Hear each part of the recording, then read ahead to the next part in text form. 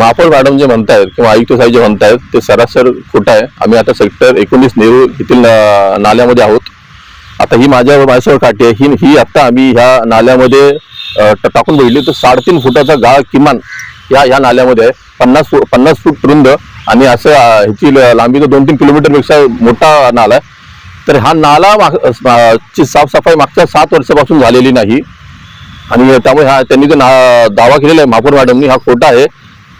जे महानगरपालिकेचे जे अधिकारी आहेत त्यांच्यावरती महापौर मॅडम विश्वास ठेवू नये. सत्य परिस्थिती ही ग्राउंडवरती येऊन चेक करावी आणि त्यांनी प्रशासनाला कामाला लावावे अशी आमची त्यांना विनंती आहे. आमची अशी माहिती आहे की अधिकाऱ्यांनी इथे साधारणतः 7 लाखाचं टेंडर काढलेलं आहे नाली सफाईचं. पण ती नाली सफाई फक्त वरून केलेली आहे. ही नाली सफाई झालेली नाही. ती नाली सफाई फक्त कागदावरती झालेली आहे. प्रत्यक्षात ती नाली सफाई झालेली नाही. तर आमचा या निमित्ताने प्रश्न आहे महानगरपालिकेला की तुम्हाला फक्त टेंडर्स काढायचे का? टेंडरच्या माध्यमातून जे कंत्राटदार आहेत त्या कंत्राटदारांचे किशोर भरायचे आहेत का?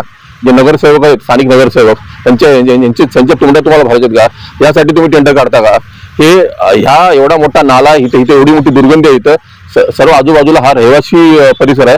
येथील रहिवाशांना ह्याचा मोठा त्रास होतो. इथं मोठ्या प्रमाणात दुर्गंधी निर्माण होते. त्याचा आरोग्याला मोठा धोका आहे. आता जर पाऊस आला तर पावसाचं पाणी जाणार कसं? टोटल 5 आउटलेट आहेत. 5 आउटलेट मधले 4 आउटलेट जवळपास पूर्णपणे तुंबलेले आहेत. एकच आउटलेट अर्धा फक्त त्यातून थोडंफार पाणी जात आहे. म्हणजे एवढा प्रचंड मोठा गाळ आहे आणि 6,000 कोटीचं बजेट असलेली नवी मुंबई महानगरपालिका आहे आणि महापौर मॅडम तुम्ही असा दावा करताय की नाले सफाई झालेली आहे. ते अत्यंत हास्यास्पद आहे. तर आमची विनंती आहे महापौर मॅडमला की तुम्ही या इथली नाली सफाई बघा आणि अधिकाऱ्यांना कामाला लावा. जर हा गाळ येत्या 2 ते 3 दिवसात त्यांनी काढला नाही तर हा गाळ आम्ही उचलून ज्या संबंधित अधिकारी आहेत त्यांच्या दालनात नेऊन आम्ही टाकू आणि महाराष्ट्र नवनिर्माण सेना स्टाईलचं आम्ही आंदोलन तिथे करू.